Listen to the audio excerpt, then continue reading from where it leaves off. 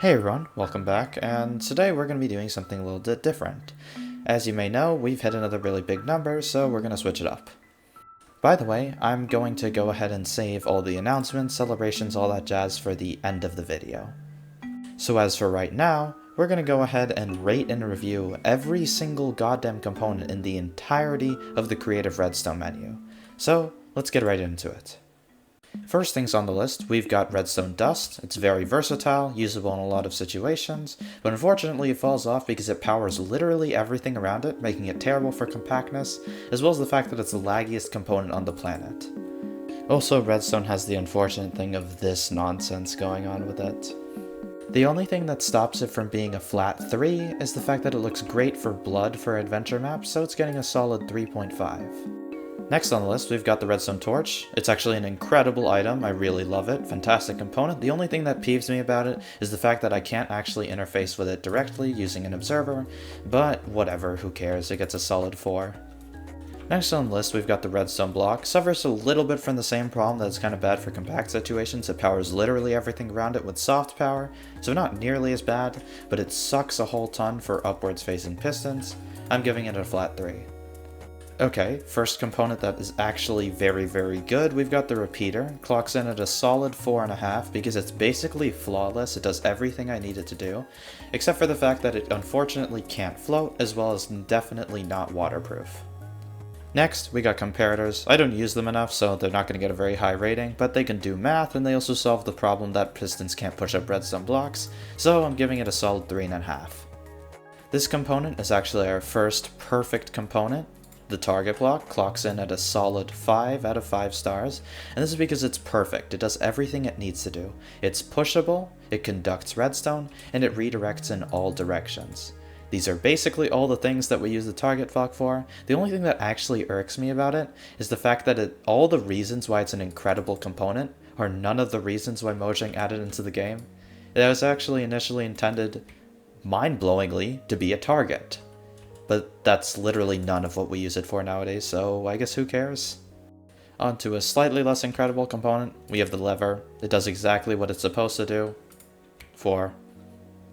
Alright, now we've got the buttons. See, these are actually really mediocre components. I kind of like just using note blocks much more. I was going to give them a 2.5 because they're just really nothing special, but I'm actually going to punish the wooden buttons slightly more because it takes slightly longer to reset. I sometimes use them for dust redirection, but generally not a really important component. Next we got the standard pressure plates. I can pretend like I like one over the other, but I really don't. They're incredibly average, not integral, but semi-useful. They get a solid 3. This is the part of the video where I'm going to remind you that all of my opinions are very much subjective, and you should discard them at a moment's notice if you disagree with them. Thus, I'm going to give these two pressure plates a 1 star, because, well, I never use them, and that's clearly a flaw of the plates, and not me. The skulk sensor. You might know what I'm going to say. 0 stars, this thing totally sucks. The reason why I gave it this harsh rating is because there's kind of this growing motto of hating skulk sensors on the channel, but also just because the calibrated skulk sensor solves basically every single one of my grievances, and that's going to clock in at a solid 3.5. Luckily though, we have a very brief respite from the hellish mediocrity of the skulk sensors with the Skulk Shrieker. 5 stars. It screams, it acts as a pressure plate, what more could you want from it? It also looks funny, therefore it is perfect. If any Mojang devs are watching this block is without flaw, make more blocks like it. Apparently next we've got the block of amethyst. Apparently it gets a slot in the redstone tab now. And I'm going to be honest, I haven't actually used resonance mechanics before, so I'm going to exercise my incredibly unbiased opinion and give a very generous half a star. Next on the list, an even worse example of something that really shouldn't be in the redstone tab is wool. I have a lot of grievances. Number 1 is the source of all of my struggles with the skulk sensor. Number 2, it definitely doesn't belong here. And number 3, it's just totally useless outside of skulk sensors. Now a bunch of redstone YouTubers, or redstoners in general, are going to come at me and say, hey, I love building with wool. This is white wool, okay? There are a bunch of other colors, those are super cool. But white wool, if you built your entire machine using white wool as a block, I'm sure you'd be just as angry. So that's why it gets a solid 0 stars. Oh god, that's a lot more components to cover. Okay, let's speed things up a bit. Number 1, tripwire hook, string. I'm actually incredibly biased because an upcoming video involves these heavily. That's getting a solid 4 stars. Next we got the lectern. Really just a fantastic block, great for user interfaces. There's literally nothing wrong with it, so I'm just going to give it a solid 4.5. Not integral, but perfect for what it does. Next we got the daylight sensor. This thing is, well, actually I don't know because I barely use it, so it's actually going to get a 1 star. But wait, we're going to punish it even further because it's a weird parody argument between what it should be called, the daylight sensor, and the fact that on Java Edition it's called the daylight detector. This makes it 0 stars. I hate that so much. Next, we've got lightning rod. I use it for aligning boats and minecarts pretty much exclusively. 5 stars. It does a great job. Alright. These are the pistons, coldest take ever. They should really be both given 5 stars, but I'm actually going to give this one 4.5, because the thing is that I just like the sticky piston more, so this one has to inherently be lower. Thing is, the sticky piston just does a couple more things, including 0 ticking and retracting blocks. So, it's better. That's my opinion. Equally as big, we're talking about slime and honey. These things are incredible at what they do. They both deserve 5 stars. The thing about the honey is that it's slightly worse in redstone because it doesn't conduct, which can be annoying, but it's slightly better in aesthetics, so it doesn't get demoted like this other block. As for droppers and dispensers, they're both equally great in their own right, but I simply just find myself using the dropper more for timers and stuff, so it's actually going to get a 4 star. Dispenser's going to get 3.5. It can do some funny stuff, but I just use the dropper more. Next we've got the hopper. I'm going to be honest, it's completely devoid of flaw, so it gets a 5 star. Now we're on to the chest. This thing is not a redstone component. Okay, sure, comparators can read it, but it just isn't a redstone component. If you want to make the argument that the comparator reading it makes it a component, then that means smokers are also redstone components, which they aren't in the redstone tab, so that's just stupid. It's just getting a 0 stars. The barrel would also get the similar treatment, but I like the noise it makes, so it gets a slightly better half star. On a similar vein to the other containers, we've got the chiseled bookshelf. This actually has some interesting comparator interaction, and though normally I treat components I've never touched very harshly, I actually see a lot of potential, so we're giving it a very nice 3 stars. The furnace will not be free from the chest argument. 0 stars. I guess the trap chest is kind of actually a redstone component because it actually does something, but I use it so infrequently that it's really only going to get bumped up to a single star. Alright, this is the best component in the entire library. The observer deserves an extra star because it is simply so good. It does everything it needs to do. Redstone was changed forever. It is the crux of the entirety of my unconventional redstone series and literally everything that I make. I cannot owe more gratitude to this one silly looking block. Next we've got the note block. It is quite literally without flaw. It can play music, it can be used to daisy chain observers, and it's a brilliant button. Gets a very nice 5 stars. Back to the very average redstone components, we've got the cauldron and the composter. They both get 3 stars since they're pretty great at outputting very nice signal strengths, once again solves the problem of the upwards piston, and the composters are also good at solving the hopper lag problem, at least slightly. Normal rail. They get a 3.5. I know they're integral to basically all of anything to do with minecarts and rails, but the thing is they just give me so much grief involved with rail curving and directionality that they're really not worth anything more than 3.5 stars. Back to the cream of the crop, we've got the powered rail and activator rail. I know that batching these together requires me to skip over the detector rail, which is, by the way, a absolute half a star. I use it once every few months, but these are literally incredible.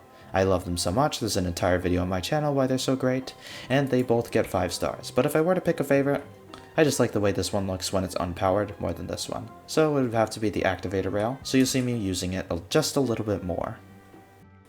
As for the minecarts, I'm kind of going to gloss over them a little bit. 3 stars for the minecart, very average, slightly better than average, more functional, slightly worse than average, a little bit less functional. This thing is garbage. It is the Newtown Pippin Apple of redstone components. It is the worst thing on the entire planet and should be smited upon this earth. TNT minecart, it blows up, it gets 5 stars. Okay, now we got chest boats. Something that's kind of intriguing is the fact that in the redstone menu, they chose to only include the oak one and the bamboo one, and just neglect all the others. Don't know why they did that, but they're pretty nifty. 2.5 stars. Doors. Both very average components, clocking in at 3 stars, though I like the iron doors slightly better because it matches the color scheme of my redstone components much better. Generally, they're just, I use them pretty somewhat frequently. I don't know. Alright, now we've got the fence gate and the 2 trapdoors. This one's actually a pretty great component, I'm gonna be honest. 4 stars, it stops water, doesn't need supports of any kind like banners do. This is totally bottom of the barrel garbage. I literally never use it.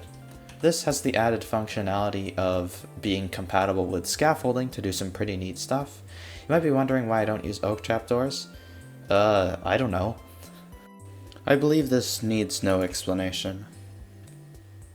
Next we've got lamps. I mean, they're incredibly simple, which is why they're very, very good. 4.5. Now we've got bells. I could make the same chest argument. They really don't belong in the redstone section, mainly a tool for raids and stuff. But they do make a funny noise, which immediately promotes them to 5 stars. Next we got drip leaf. It's kind of just awesome. Really love its mechanics, really love its design. Looks very pretty. It gets a 4.5. The armor stand. It has its place, it has its functionality, it's just pretty great. I mean, there's not a whole lot to say. 4.5. The very, very last one is kind of anticlimactic. I mean, it's redstone ore. I could say that it doesn't really belong in the redstone tab at all, and they just put it in there because it has redstone in it. So I could give it the 0 stars, but I'm not going to deny its long history in being used as a sort of trigger for landmines and other traps inside of caves. So it actually gets a nice 2 stars. We're also going to do a small honorable mention. I do love scaffolding, and I do love leaf stone. It's very interesting to use both of them, very useful. Wall stone is just incredible, and these are the 2 blocks that I thoroughly love to build with. Anyways, main video topic over, let's talk about announcements. We've hit another really big number, so I thought it's time that we celebrate. As per usual, whenever we hit a milestone like this, I like to do a little bit more varied content. So if you want to see just more stuff like this, even outside of the milestone videos, make sure to let me know. Could be completely extraneous of redstone, or even just a different type of content structure. Anyways, as for the 15,000, that's kind of a really big number. This is a giant chunk of stone, and it is exactly 15,000 stone blocks. And it's actually quite tall, being 15 by 15, it is... Well, I actually don't know how tall it is, but it would probably take away from the spectacle if you knew exactly how tall it was. So just imagine that it's, well, really big. You could also make 2.5 netherite beacons if each person was a single piece of ancient debris. And this actually doesn't really look like a whole lot, but I think that's more of a testament to netherite beacons are way too damn expensive. Overall, what I'm trying to do, albeit very poorly, is give scope to just how big that number is. But the reality is that you can't do it with items or blocks, because having 15,000 people is different from having 15,000 things. And 15,000 people is a lot. To create a community with 15,000 completely unique individuals is far more than I could ever have imagined since the very beginning. So I guess I want to dedicate this small section to thanking you, the viewers, whether you were here from this very beginning, and you've been here for a little while, or you've just showed up. Thank you so much for being a part of the channel, and I appreciate all the undying support. Here's to a fantastic 15,000 and an even better future. If you're just turning up now, I highly recommend subscribing. It would mean a great deal to me. Make sure to check out my other content, like the video, and I'll see you next time.